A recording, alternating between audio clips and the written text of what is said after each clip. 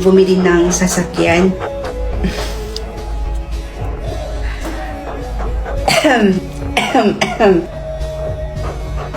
Oh. Oy, ano pang hinihintay mo dyan, anak? Testing mo na yung kotse mo. Nandoon na sa labas yung paborito mong kotse. Totoo ba to? May sasakyan na ako. Tay, bakit ganyan po yung tono ng boses nyo? May sakit po ba kayo? Baka inaabuso niyo na po yung katawan nyo kakatrabaho. Ang laki pa naman ng perang pinapadala nyo dito sa amin sa Pilipinas. Tay, may itatanong lang po sana ako sa inyo. Ayaw po kasi sabihin sa akin ni nanay. Tay, ano po ba talagang trabaho nyo dyan sa abroad?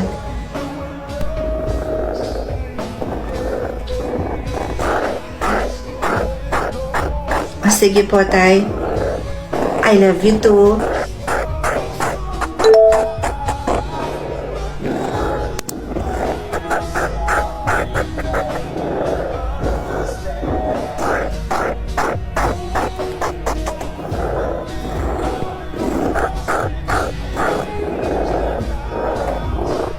Ano pa naman yan, Berto?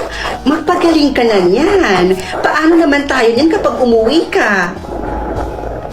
Diyan ka na lang? Ano ka ba naman? Magpagaling ka dyan, tapos magtrabaho ka na ulit. Tapos yung pipiliin mo makatrabaho mo, yung walang sakit. Nay. Ay. Anak. Si tatay ba to?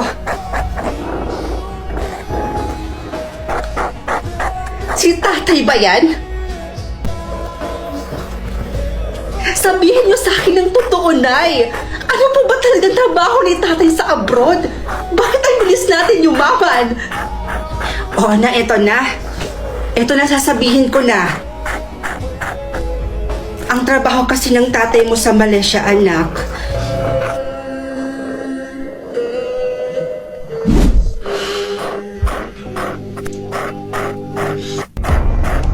Hello po. Ma'am, hindi po ba bag niyo po ito? Naiwan niyo po kasi sa bus kanina. Oo. Yan pala yung naiwan ko kanina. Sabi ko na nga, be. Halika muna dito. Pumasok ka muna.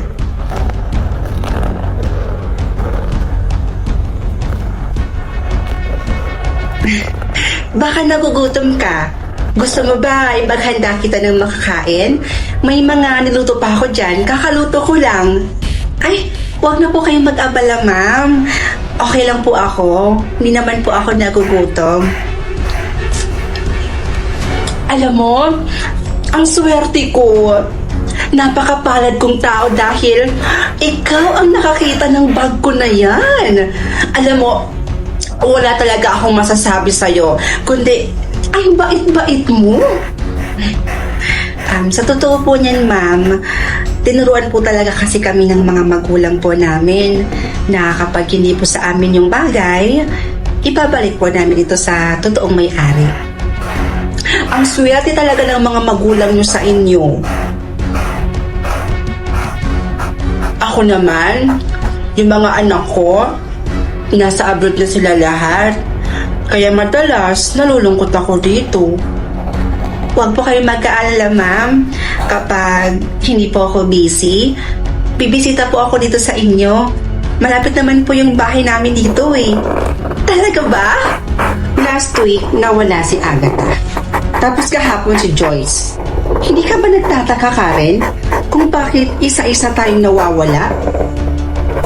Simula nung makilala mo yung Lucy na yan, yung bago mong best friend, siguro na-obsess na talaga sa'yo yung babaeng yan. Ayaw nila siguro may ibang umaligid sa'yo, kaya isa-isa na niya tayong tinutsugi.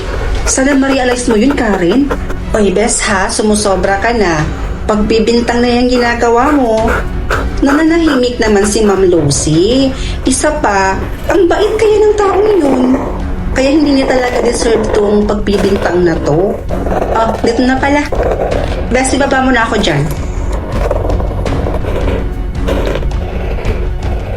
Karen? Kanina pa kita hinihintay. Alam mo, ipinagluto kita ng paborito mong ulam. Kapag ako na ang nawala, dun na yung sign na totoo lahat ng sinasabi ko sa'yo. Alis na ako.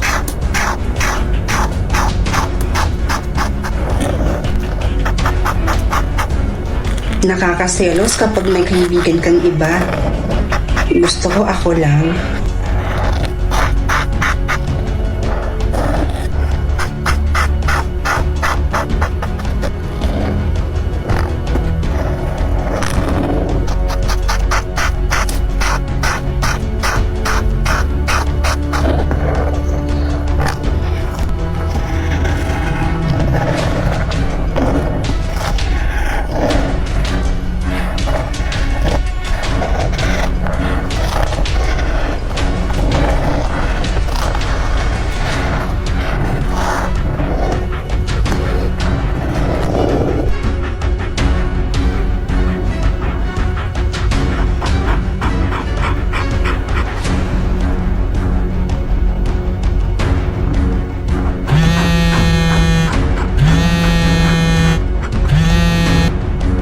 Hello po, tita? Si Pia ho? Actually, tita, kanina ko pa po siya gustong tawagan. Kaya lang, wala pong sumasagot sa cellphone niya. Ang akala ko ho, nandyan lang po siya sa inyo, busy. Magkasama nga po kami ni Pia, pero nung isang araw pa po, nung nagpahatid po ako sa kanya.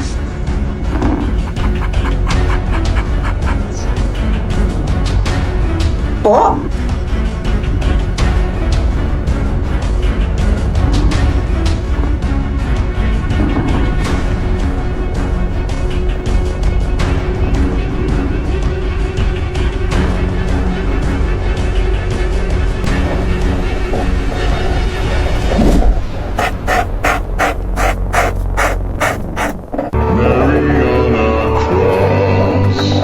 Not just another Bloody Mary, Mariana, go down just like Holy Mary, Oh, finally, nabili ko na rin kayo. Uy, Bes, ano nga ulit pangalan ng boyfriend mo? And why? Bakit mo naman naitanong? Napaka-green flag kasi ng boyfriend mo na yan. Tingnan mo nga yun, no? Ini-spoil ka niya sa mga bagay na gusto mo. Tsaka kung ituring ka, para kang prinsesa. Tinatrato ka ng tama. O diba? Napaka-green flag talaga. Hay nako, Bes. Sinabi mo pa. Nga pala, Bes. Bakit kayo lumipat dito sa Laguna? Ano lang, gusto lang namin sa lugar na walang nakakakilala sa amin. Eh, ano naman kung may makakilala sa inyo?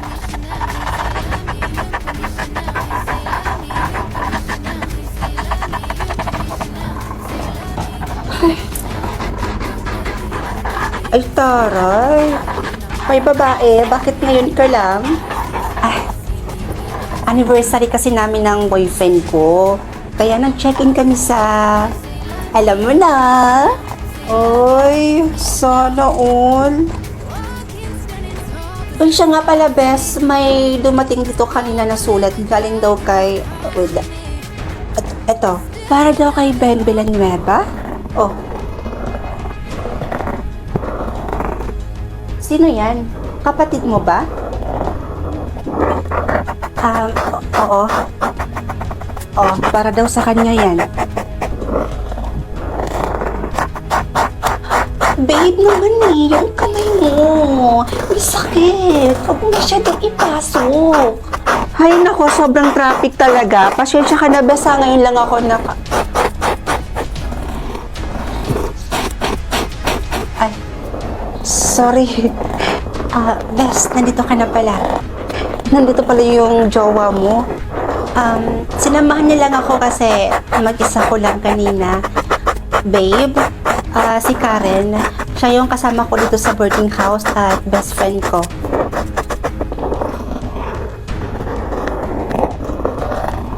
Sigurado ka? Hindi ka na dito kakain? May dala akong ulam. Uy, babe, ano ka ba naman? Aba, mga burikat. Nakakahiya kay Karen.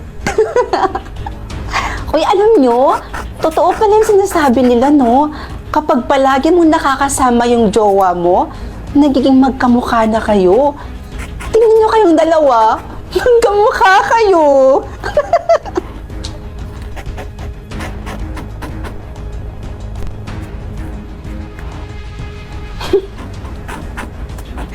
Oh, sige. Ingat ka, ha? Bye. Hatid ko muna sa labas yung boyfriend ko, bes, ha? Oh, sige. Ay. Oh, yung ID mo na iwan. Teka, ano?